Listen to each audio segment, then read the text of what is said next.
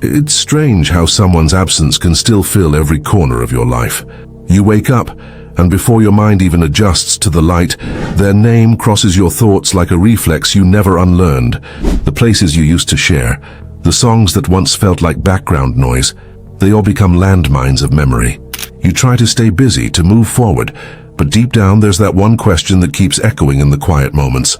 How long does it really take to forget that person?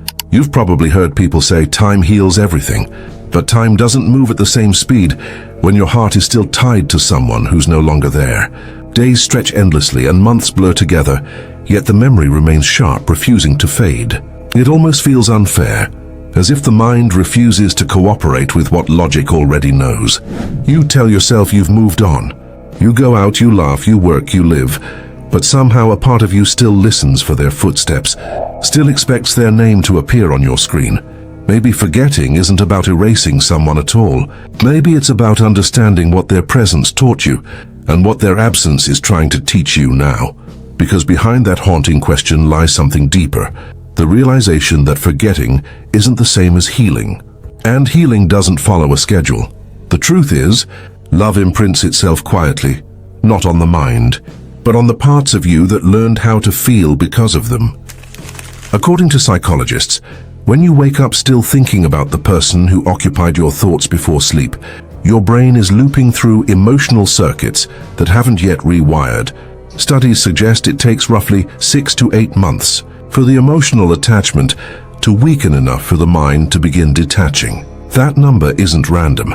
It reflects how long it takes for nearly every cell in the human body to regenerate. The body renews itself, and in that silent renewal, fragments of what once hurt start dissolving. But science also admits something uncomfortable. Forgetting isn't simply about time passing. It's about the chemistry of love itself. When you fall for someone, your brain floods with dopamine, oxytocin, and serotonin, the same chemicals tied to reward, trust, and happiness. Their presence becomes your emotional homeostasis. So, when they're gone, your system goes into withdrawal, not unlike addiction. The sadness, the constant checking, the dreams, they're symptoms of a nervous system trying to recalibrate without its familiar anchor.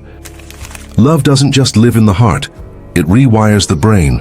When we love someone deeply, our neural networks adapt to include them in our sense of self. Their voice, their scent, their habits, they all become encoded into the brain's predictive systems, the ones that tell us what safety and comfort feel like. In neuroscience, this is called emotional imprinting. The brain, constantly seeking patterns, learns that this person equals stability, reward, belonging. So when they're gone, your mind doesn't just miss them. It loses part of its internal map. You're not mourning a person. You're mourning the structure your brain built around them. Dopamine, the neurotransmitter of anticipation, once surged every time you saw their name light up your phone or heard them laugh. Those pathways don't vanish when the relationship ends. They wait, expecting the same reward that will never come again. Each unmet expectation reopens the wound, reminding you that something once so alive has gone quiet. That's why forgetting feels impossible, because on a neurological level, your body is still waiting for what it believes it needs to survive. Over time, those circuits weaken, but they never fully disappear. The mark of love remains as a faint scar, proof of what once mattered. Maybe that's why forgetting feels endless, because part of you isn't meant to erase them. You're meant to evolve around the space they left behind. They say time heals everything, but that's only half the truth. Time dulls the edges, yes, but it doesn't erase the shape of what once cut deep. People assume that if enough days pass, the memory of someone you loved will dissolve into the background noise of life. But anyone who's tried knows that's not how it works. Healing isn't a countdown. It's a cycle, and sometimes it loops back without warning. You think you've moved on, and then a song comes on the radio, or you walk down a familiar street and suddenly, you're back in the past. It's not a conscious choice. The scent of rain, a tone of laughter, even the way light falls on a wall, these moments can awaken emotional ghosts that never really left. They slip through the cracks of your defenses, reminding you that forgetting isn't something you do once and finish. It's something you practice every day. What fades isn't the memory itself, but the intensity of how it grips you. The person still exists in your story, just with softer outlines, quieter echoes. You stop fighting to forget, and start learning to coexist with what remains. That's what real moving on looks like. Not erasure, but transformation. Time doesn't heal in straight lines. It heals in spirals. You return to the same emotions, but each time you understand them differently. And in that repetition, you slowly become someone new, not untouched by love, but shaped by it in ways that no amount of forgetting could undo.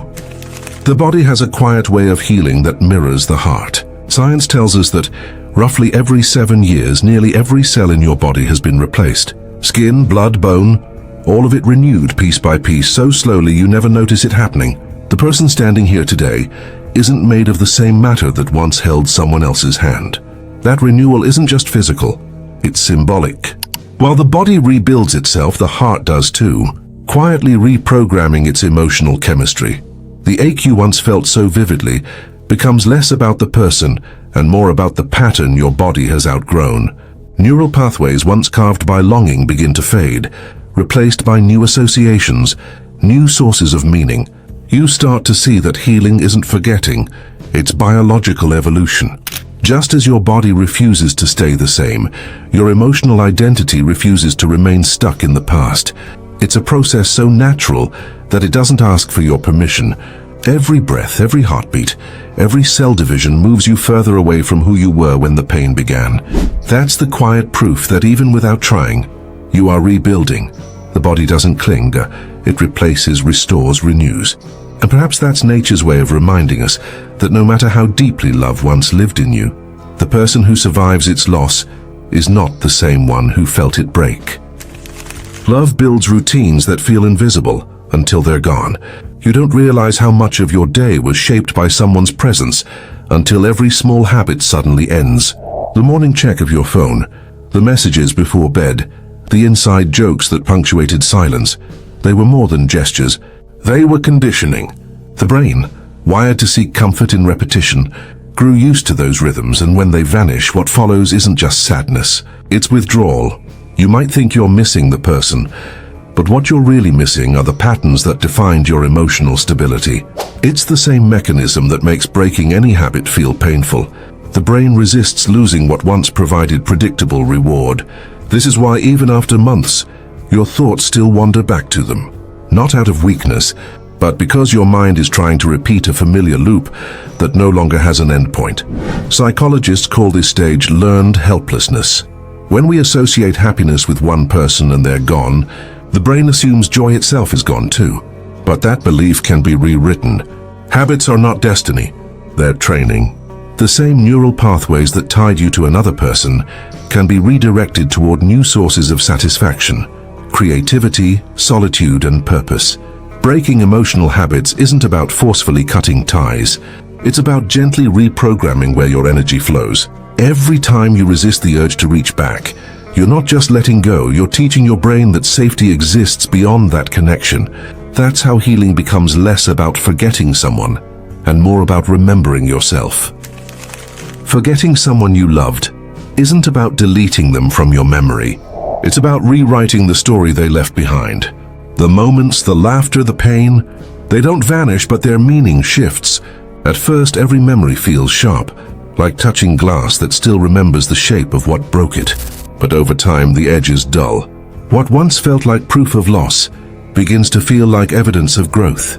You start to see that remembering doesn't have to hurt. It can teach. The mind has a quiet way of transforming pain into wisdom. It doesn't erase the past, it reframes it. The same images that once made you ache can start to make you reflect. You no longer ask, why did it happen? But rather, what did it show me about who I am? That shift is where true healing lives. Not in distance, but in perspective. Love that once wounded you becomes a teacher. The memories stay, but they stop demanding your attention. They turn into background music, familiar but no longer consuming. That's the transformation. Not the end of feeling, but the end of suffering from it. You never truly forget someone who changed you. You simply stop living in the version of yourself that needed them. That's what it means to move on. To carry the story, but no longer be defined by its pain. Time doesn't erase the people we've loved. It only teaches us how to hold them differently. At first, their memory feels like a storm that won't pass.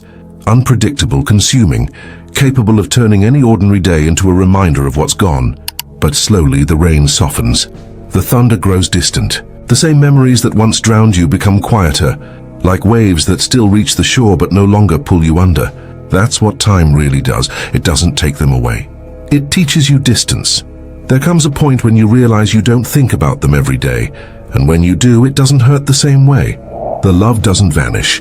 It transforms into something less demanding. You stop wishing for their return and start appreciating the part of you that existed because of them. It's not indifference, it's peace. You begin to understand that moving on isn't betrayal.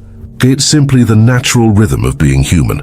To love, to lose, to remember, and still continue becoming. We're taught that forgetting means victory, that one day you'll wake up and feel nothing. But the truth is quieter. You don't stop loving, you just stop hurting. The love remains, stripped of its longing, purified by time and distance. And maybe that's the real ending. Not the absence of feeling, but the ability to carry it without pain. You don't forget them. You outgrow the version of yourself that needed them. And in that quiet transformation, in that acceptance, you finally find peace. You might think forgetting someone is just emotional, but it's also biological. Your brain rewires itself every time you overthink. If you want to know how that really works, watch this video next. It'll help you understand why your thoughts won't let you rest.